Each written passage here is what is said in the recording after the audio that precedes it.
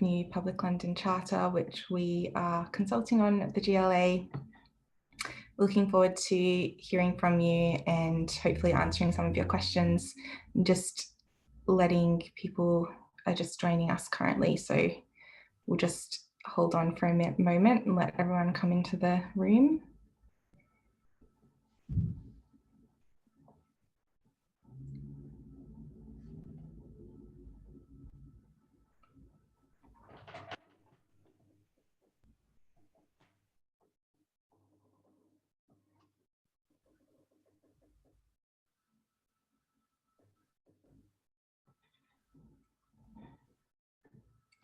For the session, we will be running through some introductions for you for the project team.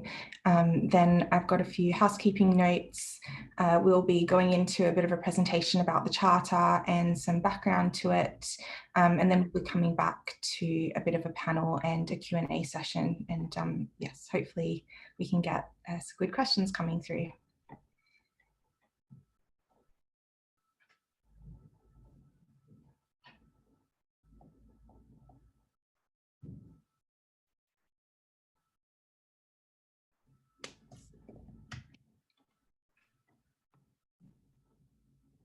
Just to note as well for everybody, it seems like there are quite a few businesses that have signed up, people from the private sector that have signed up to come along this evening, which is great. Just wanted to let you know as well that we do have a dedicated event next week on the 25th of November at 10:30 to 12:30 that is aimed at landowners and managers of spaces and developers.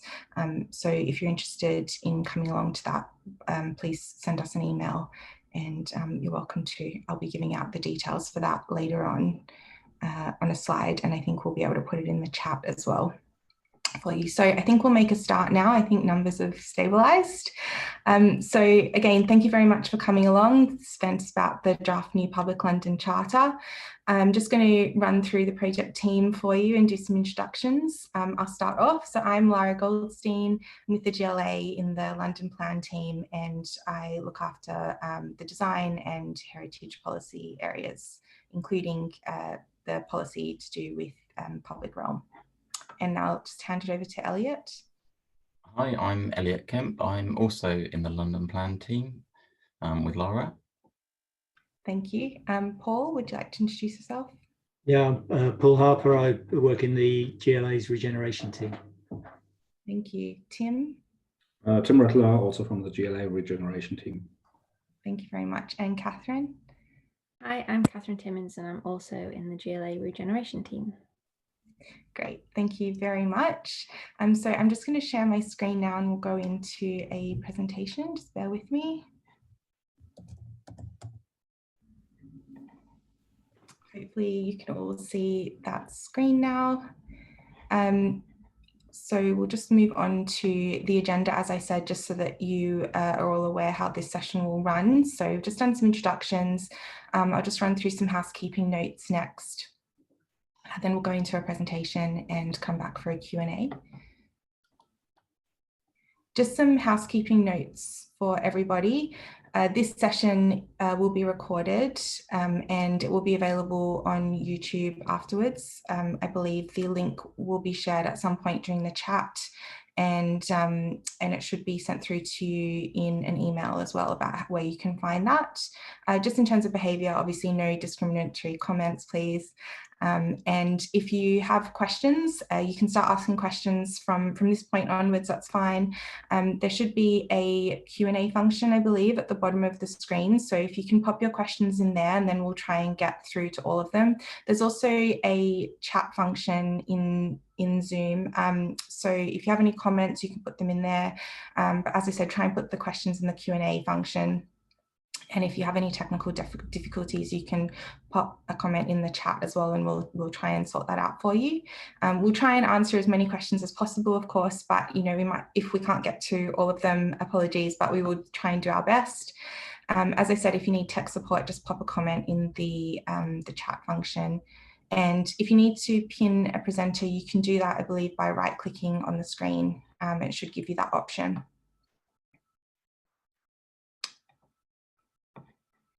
So I just wanted to provide a little bit of background to the Charter. So the London Plan is what underpins the Public London Charter, and the London Plan is the spatial development strategy for Greater London that's prepared by the Mayor of London.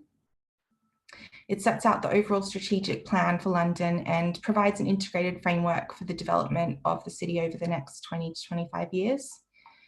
And this new draft London Plan includes a policy called D8 Public Realm. And this policy addresses a range of issues related to London's public realm, including public spaces, and provides the policy hook on which to develop relevant London Plan guidance, in this case, the Public London Charter, which I will go into more detail about. So in terms of London Plan guidance, this is what the Charter will be. The London Plan guidance is intended to provide further detail and guidance to support the implementation of London Plan policies. The guidance doesn't undergo an examination in public in the same way as the London Plan is required to, as it's based on policy that has already been through that process. But it is subject to consultation, which the Mayor takes into consideration in finalising guidance documents. And the guidance is therefore a material consideration in planning decisions. And as I said, the Charter will be guidance, and it's tied specifically to policy D8, Public Realm, which you can see in the intend to publish London Plan that's on our website.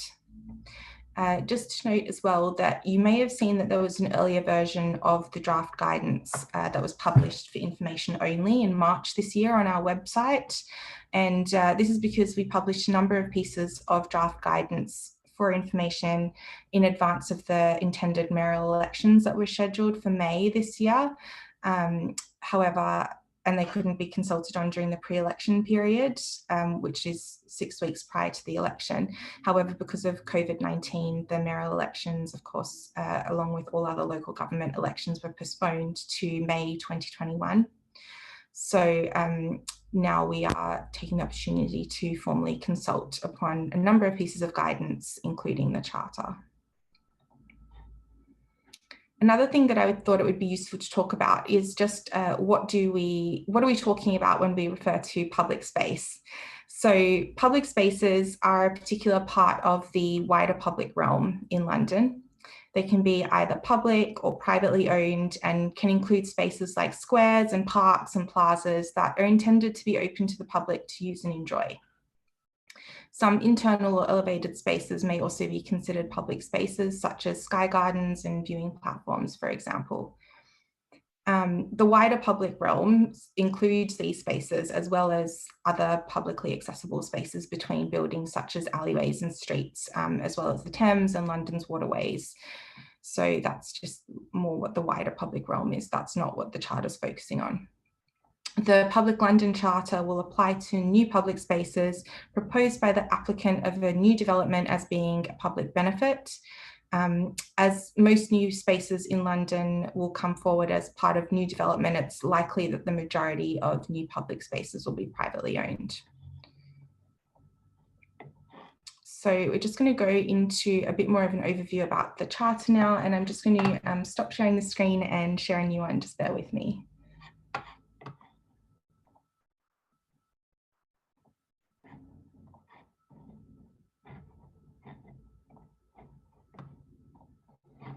The draft new Public London Charter. This presentation will provide an overview of the new draft Public London Charter that is currently out for formal consultation. I will be taking you through the policy context, how we have gotten to this point in the project, an overview of the document itself, and next steps. The Public London Charter will be London Plan guidance.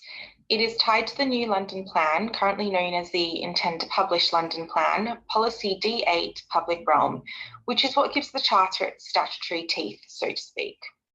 I have included the relevant sections of the policy up on the screen, which are Part G and supporting paragraph 3.8.9. This policy asserts that whether publicly or privately owned, public realm should be open, free to use, and offer the highest level of public access.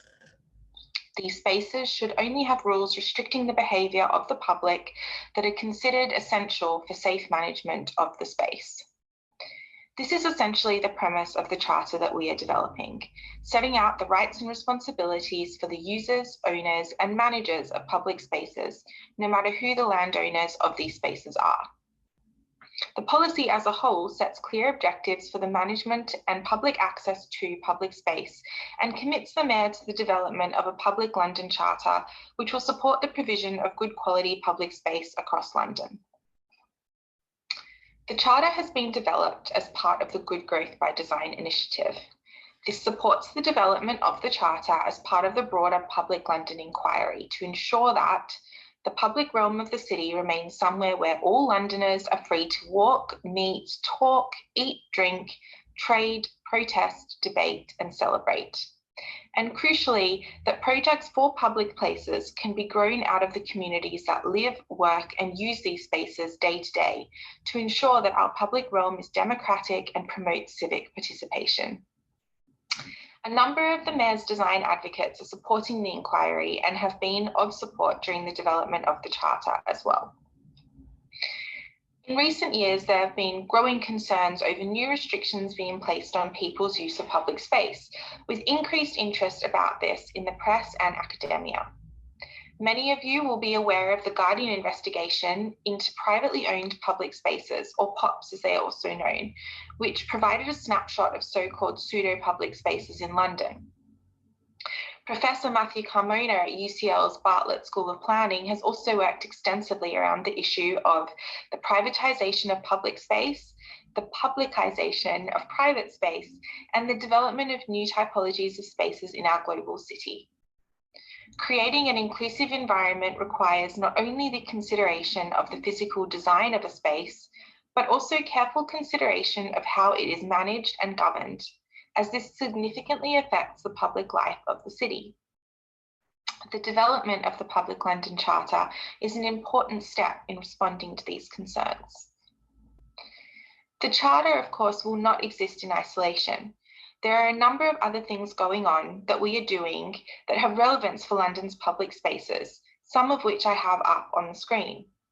A City for All Londoners sets out the objective to promote good design in public spaces to improve everyone's quality of life. The Healthy Streets approach underpins the Mayor's transport strategy by giving direction to achieve this people-centric approach on London streets.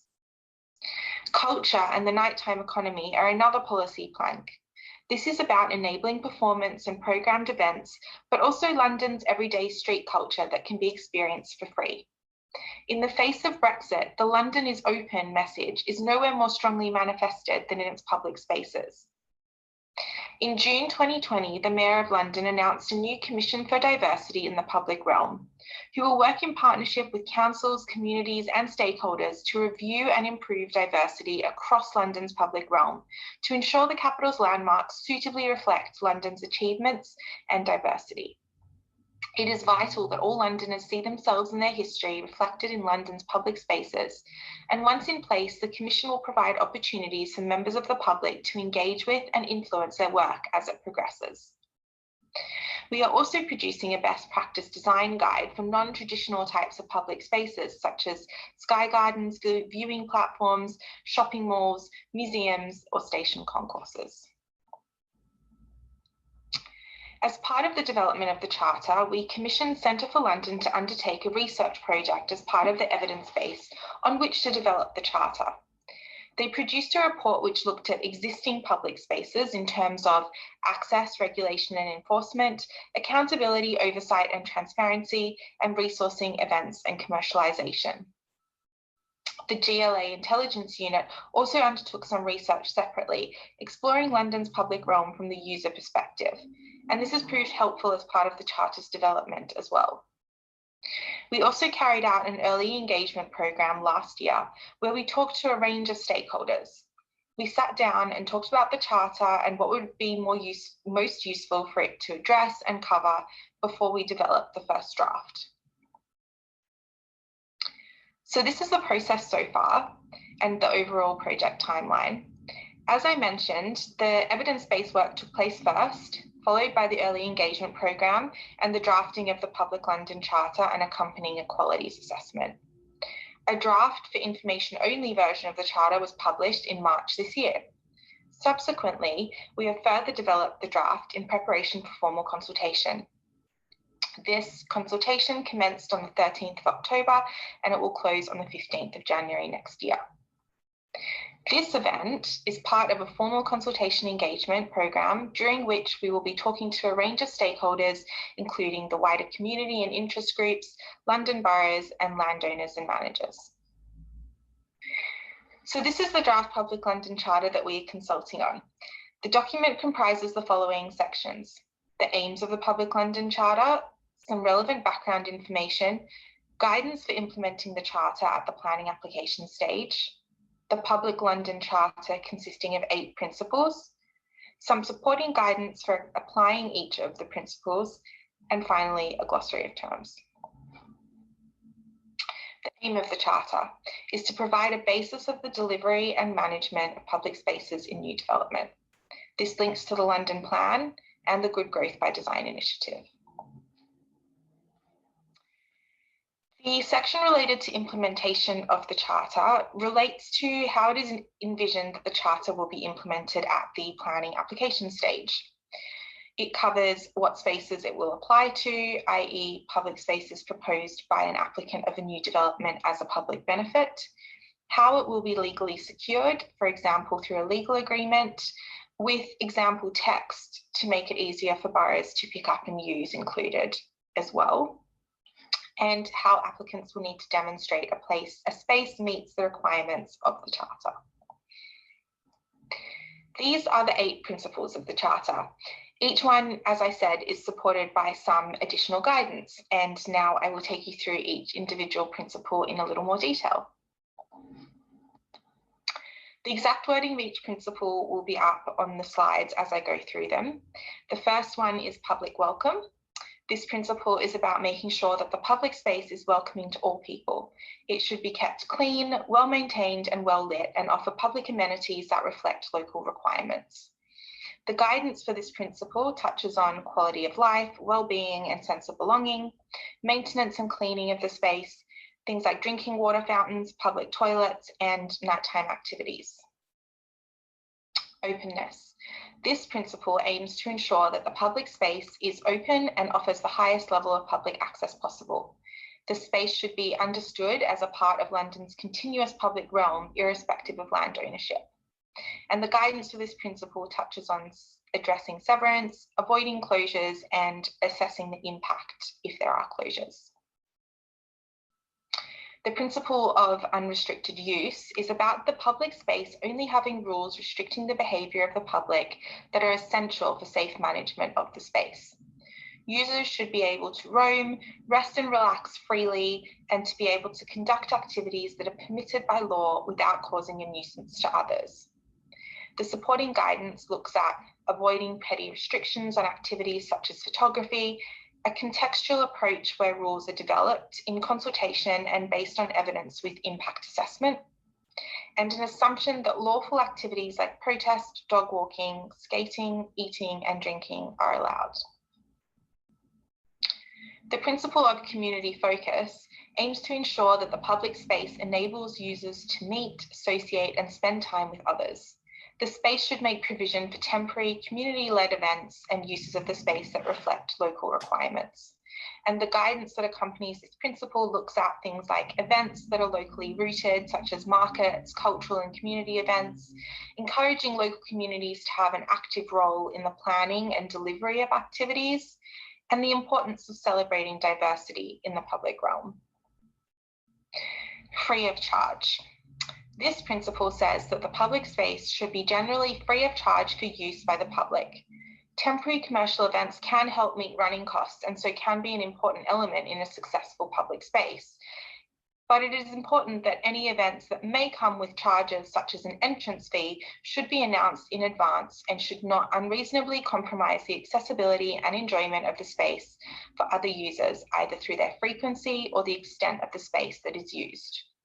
The supporting guidance notes the importance of striking a balance between the use of the spaces for temporary commercial events and ensuring that the space still remains overall open, accessible, and free to use and enjoy. Privacy and data. This principle addresses the issue of privacy and data. It explains that the public space should respect privacy and private property of all users. It should not be used to obtain personal biometric or digital data of individuals or apply other means to intrude on their privacy. The supporting guidance for this principle touches on a number of points, including that smart technologies can help with the collection, analysis, and sharing of data on the performance of the built and natural environment, water and energy consumption, air quality, noise, and congestion, that facial recognition can have a disproportionate effect on certain users, for example, women and BAME people, and data protection impact assessments. The principle of transparency looks at how compliance with the Public London Charter should be clearly signposted in the space. Users should have easy access on site to the principles of the Charter, together with details of the owner and management company and any additional site-specific regulations that may apply. Additional regulations, if needed, should be developed transparently and through consultation with interested parties and relevant stakeholders.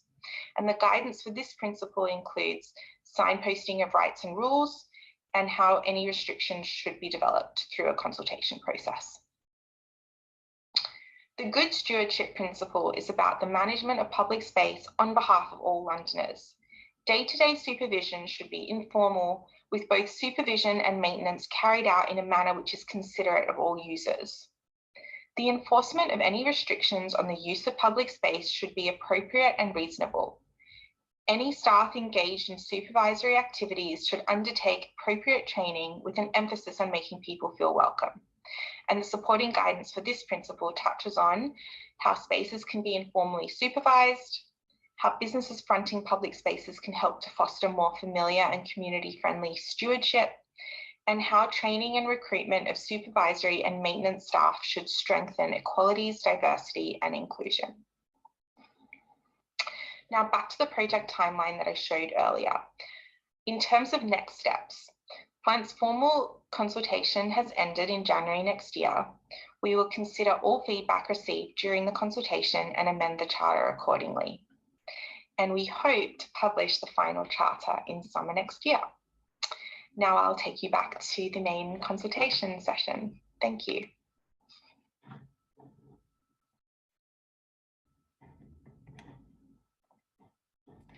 Hello again, everyone. I'm just going to go back to, actually I won't. I think I will leave it as a panel page here. I think that's probably easier to answer questions. So we'll move into the Q&A part of the session now. We've got Elliot, who's going to be a moderator for us, and then Paul and Tim and Catherine may also wish to come on if she would like to, and we'll try and see if we can answer some questions for you. Okay, I don't think we have any questions just at the moment, so maybe I'll kick off with one or two of my own.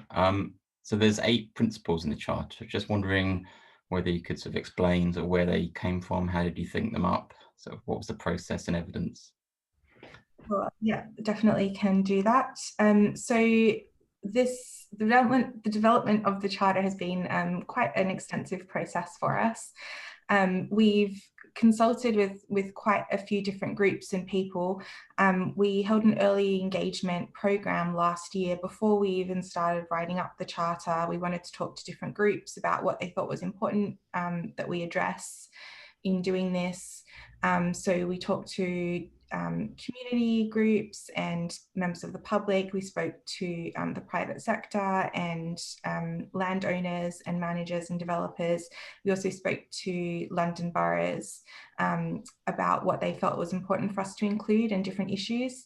As well as that, we also commissioned, as I mentioned in the presentation, Centre for London to do a research piece of work for us before we started developing the Charter. And they looked at the existing situation across London, basically. And they came up with recommendations for us about what would be useful for us to look at and include. And as well as that, we've been consulting with a range of different people across the GLA as well. So all of that work has sort of come together into pinpointing what we felt was really important for us to try and address.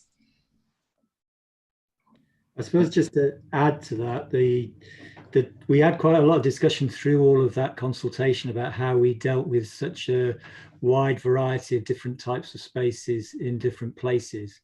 But we felt that we had to have some, but we wanted something simple, something that was easy to understand and was clear. So we developed a small number of principles that were kind of clearly laid out. The charter, though, does come with some guidance as well that provides more detail about the way in which those principles might be applied. So we hope that in combination, it provides enough information to deal with the wide variety of spaces that there are across London. Yeah, good point. Thanks, Paul. That's great. And I'm just wondering, will this apply to retrospectively to existing public spaces? So no, we can't require that the charter is applied to existing public spaces. So in terms of what we're proposing with implementation, we're proposing that the charter would be a requirement at the planning application stage, and this would form part of a legal agreement. So we can only, that can only work in terms of new public spaces coming forward. And as I said, that's likely to be privately owned public spaces, because likely most spaces coming forward in the future are probably going to be with private development. However, we do see this as a really positive initiative, and we've had some great feedback so far that it's been well received. So it's not to say that existing public spaces, the owners, and it would be the owners of these spaces probably, couldn't say, oh, we really like the idea of this and we'd like to also sign up to the charter and sort of advocate the principles and manage the space in line with those principles. I don't know whether Tim or Paul have anything to add to that at all. I mean, just that the research that was done on existing public spaces obviously highlighted where Londoners' concerns were. So I think that it'd be great if out of the charter momentum was gained to look at ways in which you might improve the accessibility of existing public spaces, and if that meant copying some of the things that are in the charter, or looking at whether there should be some kind of charter that looked at existing public spaces, that would be a good thing. I think one of the key things around it was about transparency, about what's encouraged in a space and what isn't allowed in a space, and also transparency about who owns the space. So those are all things that could be adopted by owners of existing spaces if they felt that that was a good thing. And it'd be interesting to see, as this develops, how it goes through the system, what kind of agreements are made. And I think if as we hope, it becomes a positive thing and shows having, open and accessible public space is a good thing all round, that people might want to look again at existing spaces and see whether their access could be improved by adopting elements of the charter. Okay, thank you, Paul. We've got a question here. So does the charter involve any stipulation for the provision of benches or seating options? And if so, does it state whether seating preventing skating / sleeping would be allowed? Does anyone want to pick up on that one, or I can otherwise? I guess in the section in the first principle, public welcome, obviously it talks about that the spaces need to, I guess, provide certain amenity, and I guess seating is part of that. Obviously, that's really key to lots of people using these spaces. The charter, because it's not, I guess, like a design manual as such, it doesn't specify particular types of seating or benches as such. And it also doesn't link the seating directly to skating or rough sleeping. likewise, I think the charter wants to promote really the open use of these spaces, and wants, I think, wants to foster a culture where things are seen, I think use is seen, and diversity of users is seen as a positive thing. So these sort of, I guess, technological solutions to prohibit certain uses, I don't think that's the spirit of the charter at all. I don't know, Lara, if you want to add to that. Yeah, I guess just as Tim said, so the charter is focusing on management and maintenance of public spaces. So it doesn't directly address design. I think that would be an entirely different piece of work that we would need to do, which would be so detailed that we didn't want to address both things at once. And this was this issue that has come up about management that we wanted to focus on. So, but as Tim said, the two are so linked anyway and overlap. So that's sort of, I guess, what he said in terms of seating would come into that in terms of amenity, but we haven't actually addressed it in terms of design. And yes, we are trying to keep it as open as possible and encouraging uses that wouldn't cause a nuisance or safety issue to people when they're in the space. In terms of restrictions and particular allowable uses and activities in the space, I guess we do recognize that some spaces there may be site-specific reasons why certain things aren't appropriate to be carrying on in the space, and so we do kind of allow for some flexibility in terms of if a landowner or land manager feels like they need to introduce site-specific additional restrictions, but we're saying that they need to be transparent in that process, and we want them to go through like a consultative process where they talk to different stakeholders that are attached to that space and make sure that they everyone feels comfortable with what those are, and if there are additional restrictions that they're available to see in the space and people can find out what they are easily. Okay, thank you very much. I was just wondering how you sort of engage Londoners in the sort of process of developing the charter, sort of the 8 principles. Yeah, sure. So as I mentioned, we did hold this whole program of early engagement before we even started developing the charter. And as part of that, we tried to identify the different stakeholder groups that would be really relevant for us to talk to and gain insight and feedback from, to think about before we actually wrote the charter. And we identified like certain groups on top of the ones I've already mentioned. For instance, we spoke to young Londoners quite a bit, which has been really useful. And then we've also been running a number of sessions through this current program. So we're obviously talking to you right now, which is great. We've been holding a number of other events too. So we're talking again to developers and landowners. We've spoken to young people again, which has been really useful to see what they think. And we've had another community session as well, and talking to London boroughs, as I said. Yeah, and I guess maybe it's just worth adding, I guess as part of the initial research, obviously we did that piece with Centre for London, but there was also a quite bit of research done by the GLA City Intelligence Unit, and that included polling of, I think, over 1,000 Londoners and their views on public space, and some more targeted sort of interviews and so on of people using spaces, I guess, to try to highlight their views, but also what they see as positives, but also what they see as negatives in spaces that matter to them. I'll also just add as well, as part of this current consultation, we've got a survey that's out on our webpage, and we'll be putting some information in the chat for you about where you can find that directly too, if you haven't already found that. But that's open to everybody, and hopefully it's a great way and easy to navigate, and yeah, great way to kind of for us to get feedback from you at this stage as well.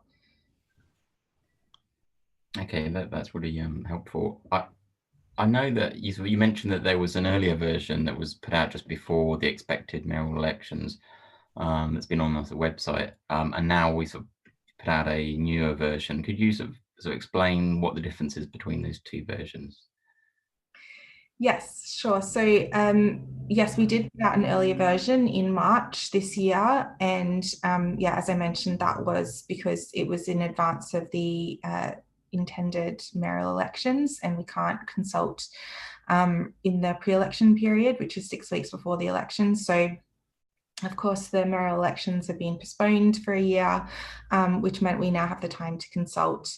And we took the opportunity while we were getting ready for that to see if we could further develop the charter. What we've done mainly is worked on the guidance, the supporting guidance alongside the principles. So that's probably the big main change. We did get quite a lot of feedback when we published our initial version that it would be really useful, and we were intending to do that to really bulk up that supporting guidance and make it more practical and useful for people when they're applying the charter and to understand the principles. So that's where our main focus was. There's also a few other little things, like we've now got a glossary, and we've sort of worked up the introductory sections a little bit as well.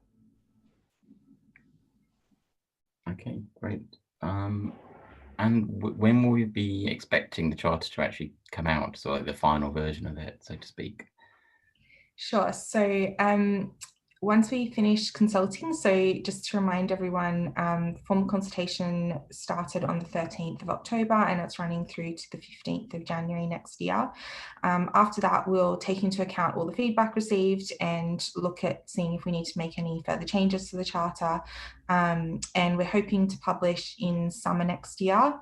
And that is just on the proviso that the London plan has been published by then, because that needs to be published before we can put out the final charter.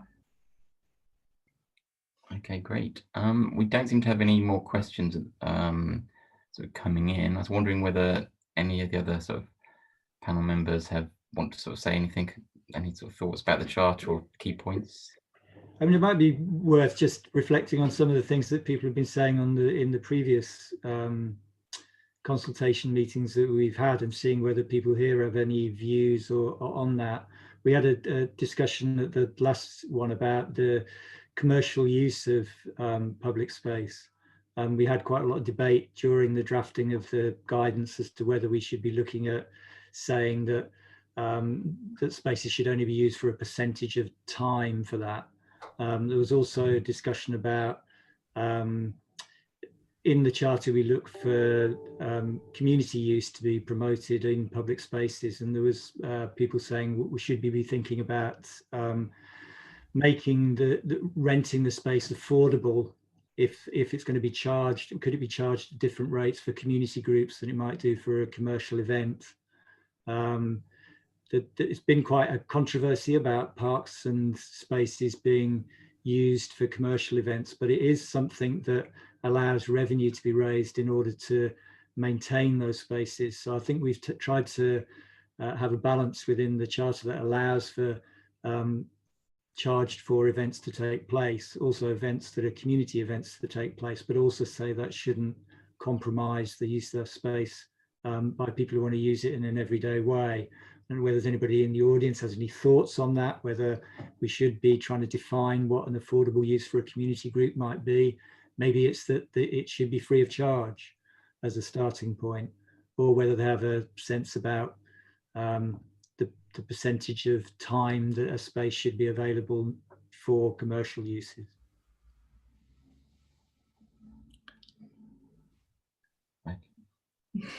Yeah. Okay. I don't know whether Tim or Catherine's got anything further they'd like to sort of add, or? I think would be really interesting to hear what members of the audience that we unfortunately can't really see at the moment due to the technology and the COVID restrictions, what their thoughts are about the principles. Do they think we sort of got it right? Is there anything really that's completely missing? Is there anything that needs to be more clear or precise? Maybe. I mean, we're really keen to hear, and obviously what we want to achieve is something that's usable and unambiguous as possible. I mean, that has been, I think the drafting of this draft charter has been a challenge because it is something that is applicable to the whole of London, but then we obviously all know that London's localities are very specific, and each development that will come forward has quite unique sort of characteristics. So trying to find some sort of common ground whilst acknowledging that there are different places that make London's public realm has been a challenge for us. So I just, would be good to hear from people, and just honest commentary is welcome. Yeah. Also, just to point out that there is another piece of research coming out around public space. It's specifically around design and for the internal and semi-internal spaces that Laura mentioned in the video presentation. So Sky Gardens, museums, shopping malls, and station concourses, etc. We're hoping to launch that in December, and hopefully that will go onto the consultation page alongside the charter, so might provide some more insight.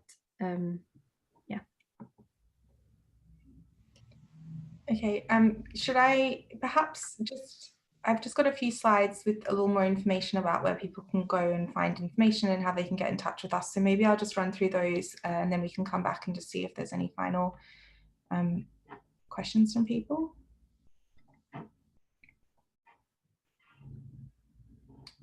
So, sorry, I just have to get out of this, just bear with me.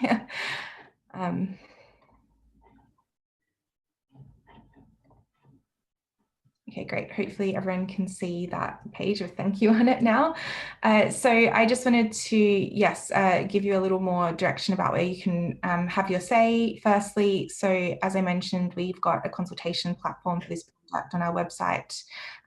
You should have received a link for that in the emails with your instructions for signing up or for registering for the event, I hope.